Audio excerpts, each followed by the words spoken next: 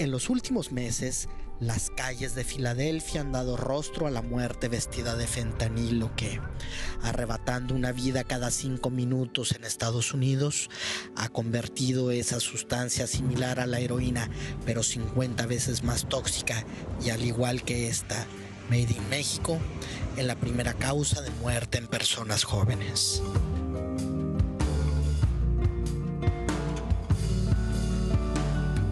Lo de Filadelfia es un círculo del infierno cuya entrada es por aquí, por San Diego y por el vecino condado de Imperial, ambos junto a Tijuana y Mexicali, por donde cruza el 60% de la droga sintética, convirtiendo esta zona en el epicentro de la pandemia, según el gobierno estadounidense. Pausa. Detenemos la imagen, porque eso que acabamos de ver no es una nota de hoy. La transmitimos el 23 de agosto. Entonces, hace 7 meses, a pocos en México el tema parecía importarles. Aunque en Estados Unidos ya era una alarma y un escándalo.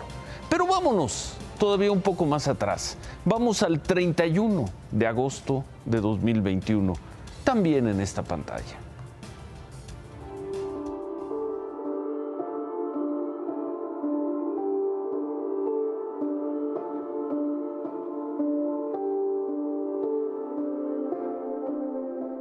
Sabemos que el polvo pasando de la aguja hipodérmica a la pierna descarapelada de Rafael contiene fentanilo, porque la mezcla es una sustancia blanca lechosa, muy distinta al lodo café al que asemeja la heroína barata utilizada por los adictos de este lado de frontera en Tijuana, una ciudad que puede causar sobredosis de realidad.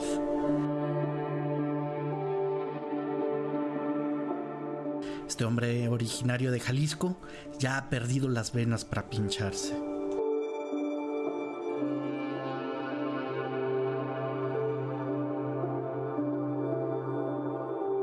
Entonces lo hace sobre el músculo, aumentando el riesgo de ocasionarse un absceso, a lo que puede seguir una infección, la gangrena y la pérdida de una extremidad.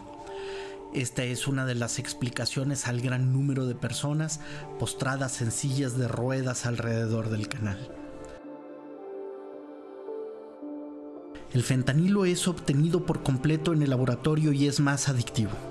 Es entre 50 y 100 veces más potente que el opio, el producto obtenido de la amapola, una flor cada vez más rara en las venas de los cientos de personas marchitándose a 100 metros de la frontera. Son 2 de las varias crónicas que hemos presentado en este programa sobre la crisis del fentanilo en Estados Unidos y en México, al menos desde hace 20 meses. Hasta que la crisis hoy se volvió política y reventó en el Congreso y en los medios de aquel país, el tema México, Estados Unidos, fentanilo. Vamos a ver este ejemplo.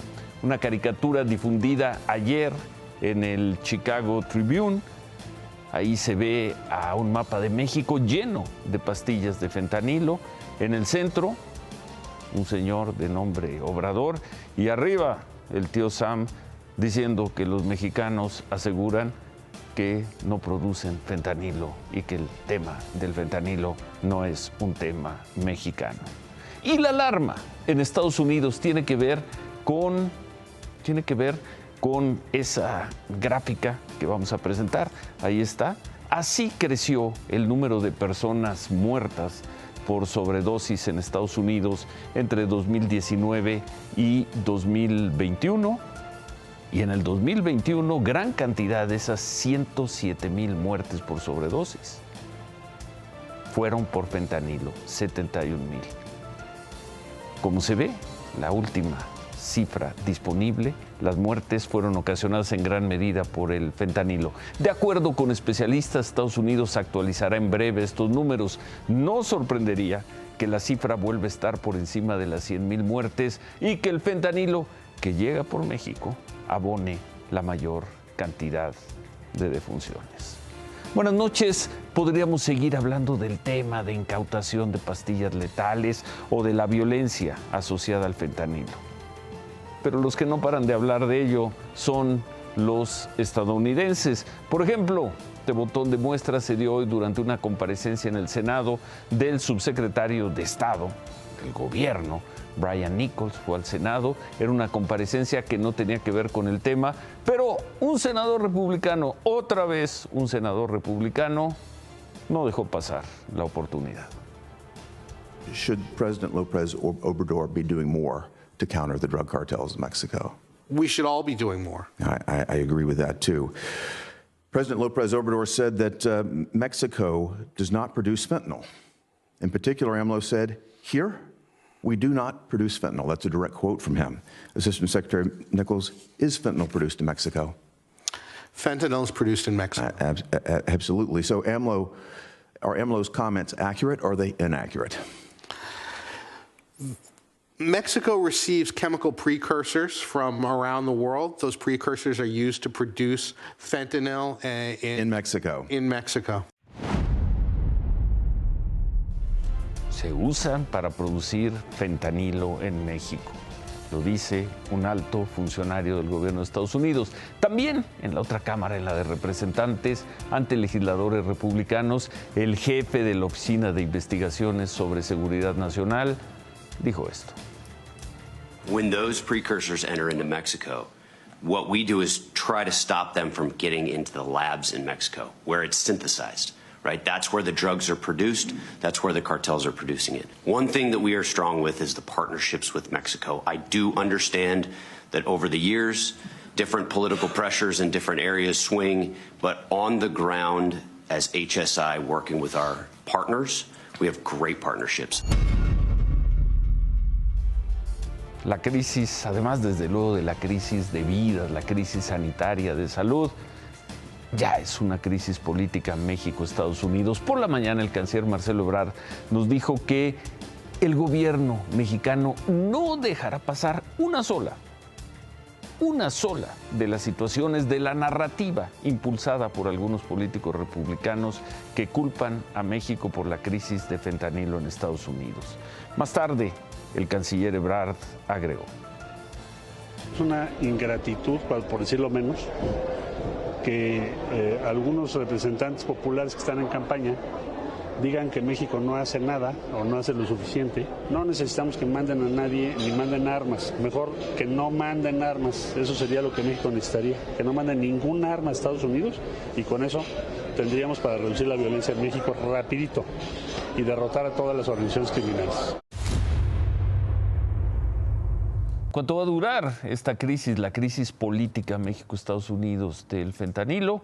Por lo visto, el gobierno mexicano tiene ganas de subirse al ring y estar en esa discusión y asegurar que aquí no se consume ni se produce fentanilo.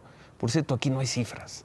Aquí no sabemos cuántos adictos al fentanilo hay, porque nadie lo está midiendo. No sabemos cuántas personas murieron el año pasado o el antepasado, cuántas han muerto en este primer trimestre por fentanilo, porque no hay datos, porque no se miden. La crisis, ya vimos aquí el tamaño, las imágenes de la crisis del fentanilo desde hace un par de años. Vamos a ver qué pasa con esta parte, con este momento político de crisis política en México, Estados Unidos, por las drogas, por el fentanilo.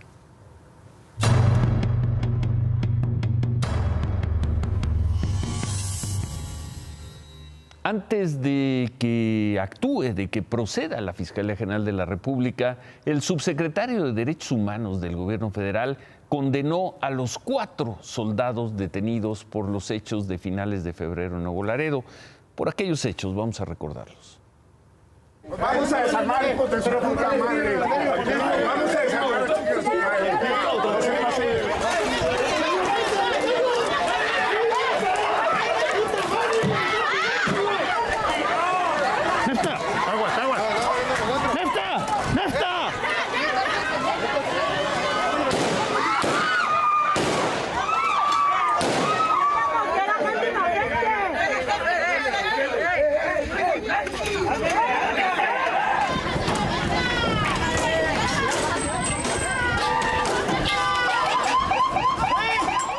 Sobre esos hechos en los que, en efecto, soldados mexicanos mataron a 5 personas ahí en Nuevo Laredo, Tamaulipas. El subsecretario de Derechos Humanos, Alejandro Encinas, sentenció.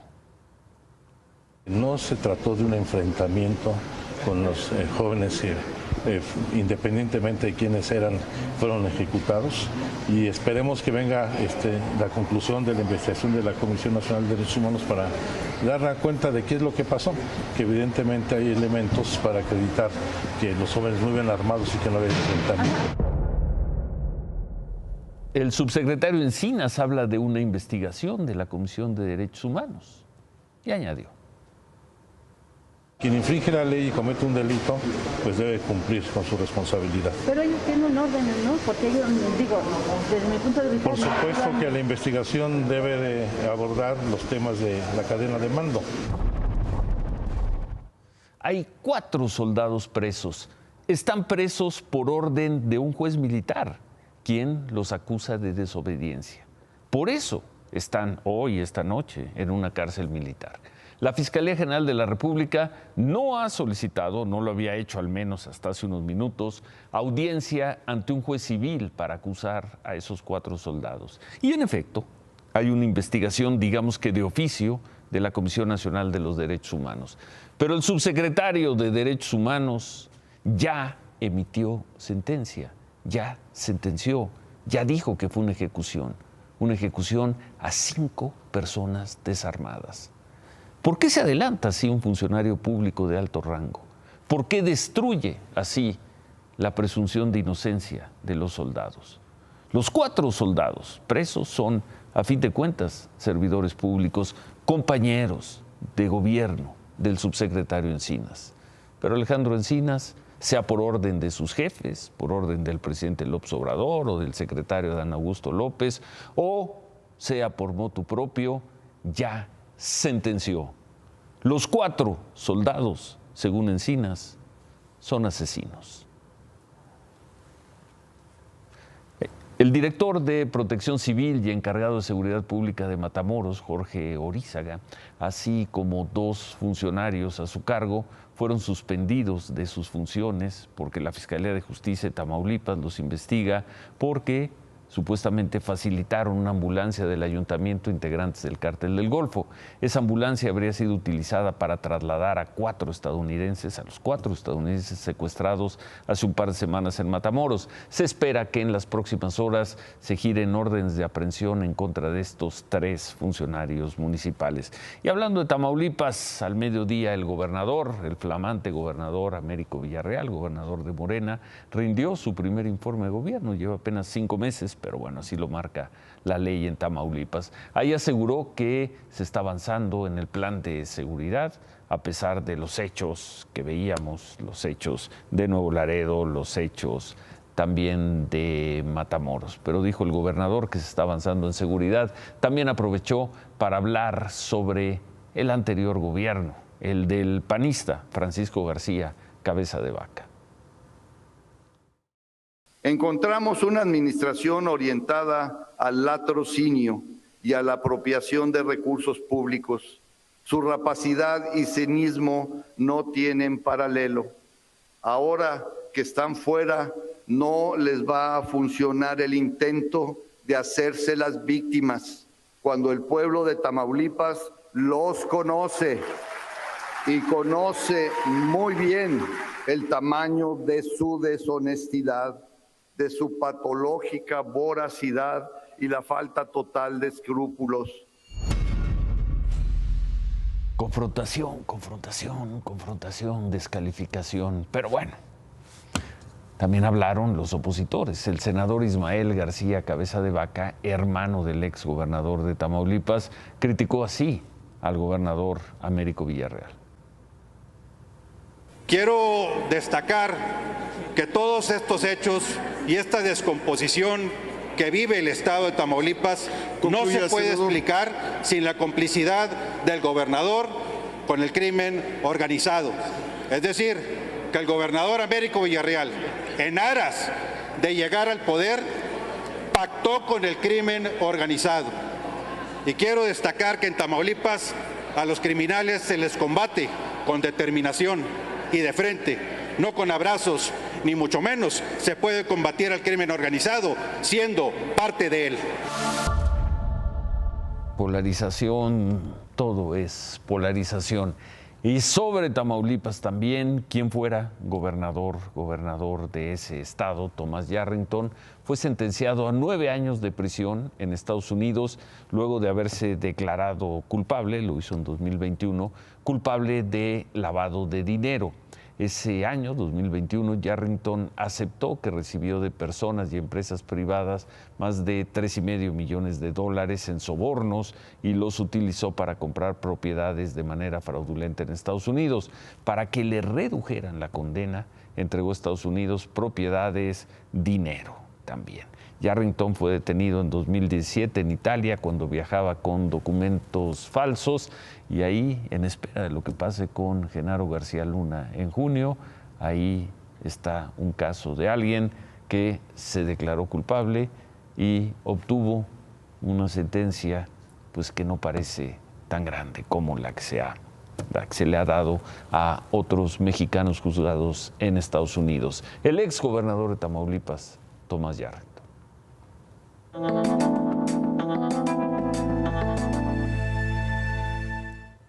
Se cumplen hoy 3 meses del atentado del que fui objeto. Hoy le preguntaron sobre el tema al secretario de Seguridad Ciudadana de la Ciudad de México, Omar García Harfuch. Lo que tenemos nuevo, que lo vamos a anunciar próximamente con la Fiscalía, son otras órdenes de aprehensión para otras personas. Nosotros, como lo comentamos y como ustedes lo hicieron dar a conocer, lo permitieron dar a conocer, tuvimos 12 operaciones al mismo tiempo, donde tenemos 12 personas detenidas que son todos los autores materiales. La Fiscalía General de Justicia, junto con la Secretaría, ya obtuvimos otras órdenes de aprehensión y pronto lo vamos a mencionar. Más órdenes de aprehensión en los próximos días. Veremos si alguno de ellos es el supuesto líder de este grupo, del grupo de las personas que están en la cárcel, a quien apodan el patrón. Le preguntaron al secretario García Harfuch sobre la probable, posible participación del cártel Jalisco Nueva Generación en el atentado, ya que este grupo ha salido a reducir en algunas de las conversaciones de los detenidos. Esto dijo. Hay lugares, mejor dicho, momentos donde se menciona a esta organización. Sin embargo, es parte de las investigaciones para saber qué vínculos tiene la célula material, los que ya están detenidos, con esta organización. Ya una vez que tengamos otros detenidos de las órdenes de aprehensión que se obtuvieron, podremos dar a conocer los detalles y móvil de lo que sucedió. 3 meses.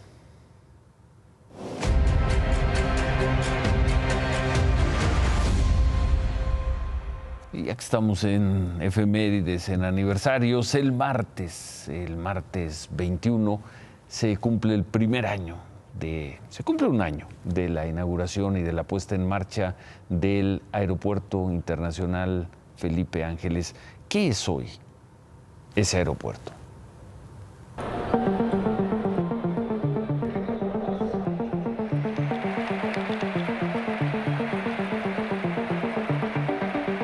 Hace un año, la clase política arropó al presidente López Obrador en la inauguración de una de sus obras insignes. Desde entonces, han pasado 52 semanas y 1.320.000 pasajeros, números cerrados, por sus instalaciones. Lo mismo mandatarios que utilizaron sus plataformas, que destacados habitantes de las redes sociales que como viajeros lo probaron. Así se las pongo y escúchenme bien, no tuve que sacar mi computadora de mi mochila. ¡Guau! El 21 de marzo de 2022 el aeropuerto arrancó actividad con 12 operaciones diarias. Hoy tiene 60 en promedio, con picos de hasta 84 en un día. Pero el número de operaciones aún está lejos de la meta que justificará sin reserva su misión: desahogar el caótico Aeropuerto Internacional de la Ciudad de México. Nosotros quisiéramos llegar en un escenario óptimo a las 200 operaciones diarias, que es con lo que consideramos llegar al punto de equilibrio, respondiendo a este asunto de la administración, Con 200 operaciones diarias, este aeropuerto podrá llegar a tener su punto de equilibrio, es decir, cuando los costos de operación sean cubiertos con los ingresos del aeropuerto. ¿Cómo alcanzar esta meta? El director del Felipe Ángeles no le da vueltas. Cuando las líneas aéreas muden sus vuelos de pasajeros de la Ciudad de México a Santa Lucía, mudanza que ya comenzó pero que podría acelerarse cuando su principal socio, el Benito Juárez, entre a trabajos de remodelación mayor. En un escenario difícil para el aeropuerto de la Ciudad de México, en el sentido del mantenimiento, no nada más de sus pistas, calles de rodaje y plataformas, sino de los edificios terminales, eso pudiera dar motivo a que en este mismo año se lograran esas 200 operaciones diarias. Pero la empresa militar prefiere apostarle a la creación de mercado. Y según sus reportes, muchos de los vuelos que salen del Felipe Ángeles tienen ya un factor de ocupación superior al 60%, es decir, van vendidos en su mayoría. Para el caso de Aeroméxico, el 50% de sus vuelos son rentables. En Volaris, 60% de los operados ya tienen factor de rentabilidad. Y para el caso de Viva Aerobús, 5 de 6 ya son negocio para la línea aérea. Eso para vuelos regulares comerciales. Para el caso de vuelos de carga, el 8 de julio, todas las operaciones del Aeropuerto Internacional de la Ciudad de México habrán de haberse mudado a estas instalaciones. Hace un año, el Aeropuerto Felipe Ángeles levantó. Su director está convencido de que las críticas al proyecto se nutren de la desinformación e invita a probar sus instalaciones. Es un aeropuerto de todos los mexicanos. Es un aeropuerto que se hizo con dinero público. En consecuencia, en lugar de estar buscando cómo denostarlo, deberíamos estar preocupados todos como sociedad, como mexicanos, de hacerlo productivo. Un año. Claudia, buenas noches. Ciro, buenas noches. El presidente López Obrador decidió hoy ejercer su facultad de veto a la designación de los nuevos comisionados del Instituto Nacional de Transparencia y Acceso a la Información, el INAI, Ana Yadira Alarcón y Rafael Luna, votados por el Senado hace 15 días. ¿Qué sigue ahora? Los senadores deberán nombrar una nueva propuesta que tendría que aprobarse antes de que termine marzo. De lo contrario, el INAI quedaría imposibilitado para aprobar resoluciones por falta de quórum. Por lo menos esta noche los 5 comisionados del INAI informaron en sesión extraordinaria que van a interponer una controversia constitucional porque el veto de estos 2 comisionados faltantes pone en riesgo la operación del instituto.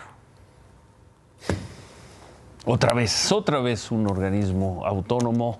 Vamos a ver cómo se resuelve esta crisis, que además puede coincidir con, vamos a ver, la selección de consejeros en el INE, puede coincidir en el tiempo. Son 2 historias distintas, 2 casos distintos. El presidente veta a estas personas seleccionadas. Vamos a ver cómo se resuelve la crisis. Regresando al tema de México, Estados Unidos, el gobierno de aquel país difundió las cifras de detención de migrantes de todos los meses, bajaron un poco.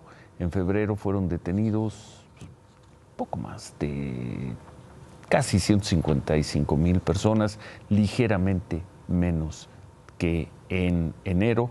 Y ahí tienen abajo a la derecha el total de los que van en este año, más de 300,000. Son cifras un poco más bajas que las del mismo periodo del año pasado, poco más bajas, pero siguen en el orden de los 310,000. Las detenciones de migrantes mexicanos también son muy parecidas.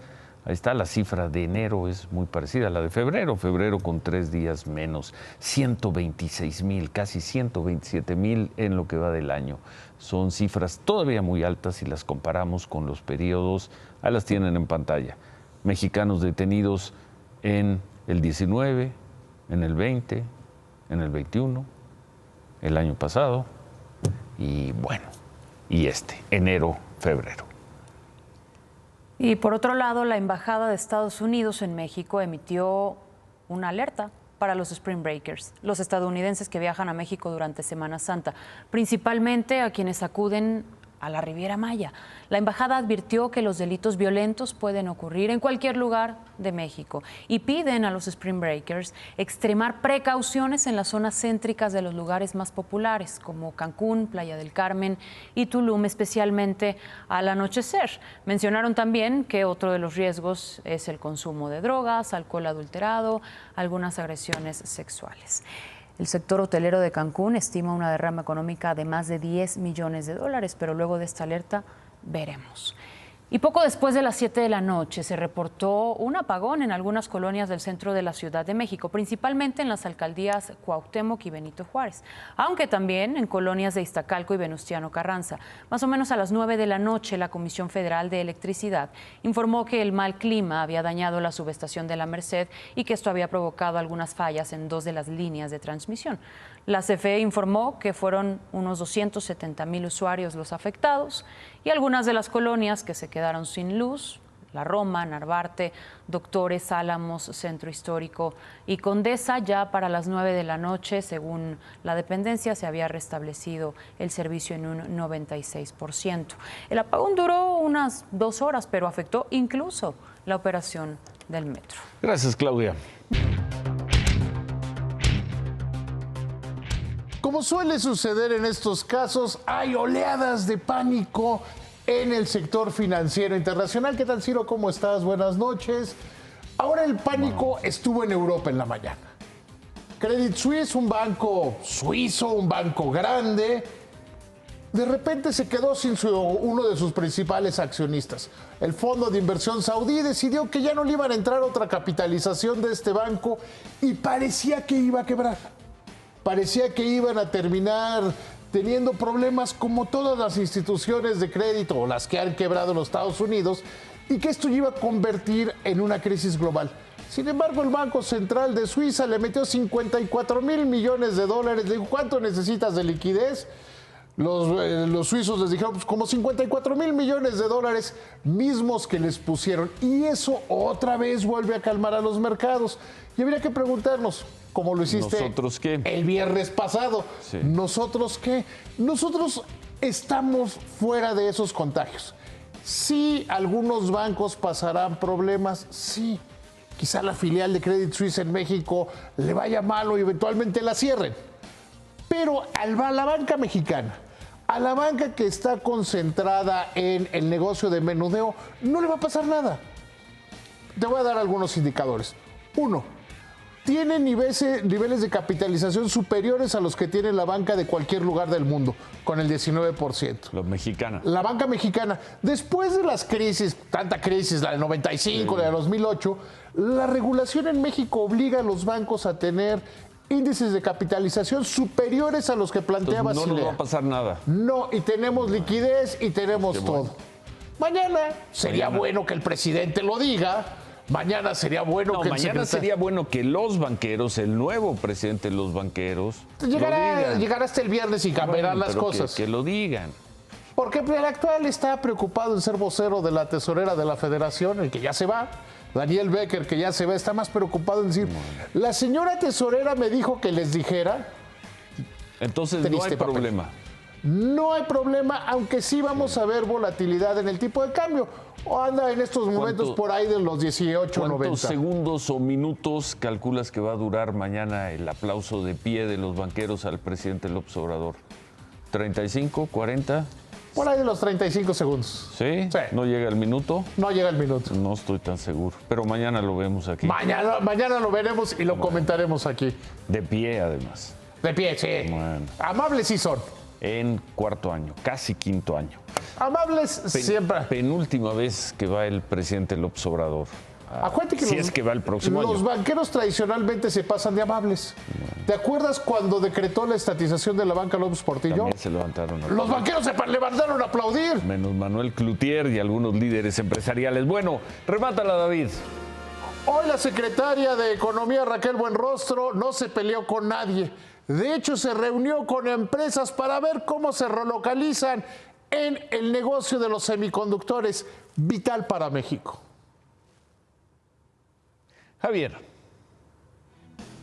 Ciro, amigos, ilusiona a la selección mexicana de béisbol en el Clásico Mundial. Primero Estados Unidos, hoy Canadá. ¿Contra quién va en cuartos de final y qué probabilidades hay de seguir avanzando? Regresamos con eso. Nos vamos con estas imágenes. Hoy se instaló en el Zócalo el templete del mitin del sábado en la tarde. Un mitin para conmemorar el aniversario 85 de la expropiación petrolera, pero que el presidente López Obrador, el propio presidente, ha dicho que será también una respuesta a la movilización de ciudadanos en defensa del INE de hace 3 domingos. El templete lo pusieron enfrente de la puerta principal de Palacio Nacional. Ahí están también las vallas metálicas. Se ha cerrado el paso peatonal. Desde hoy, el presidente quiere un gran evento y ahí están las imágenes 72 horas antes. Se quedan con ¿Qué importa? Gracias. Buenas noches. Ánimo.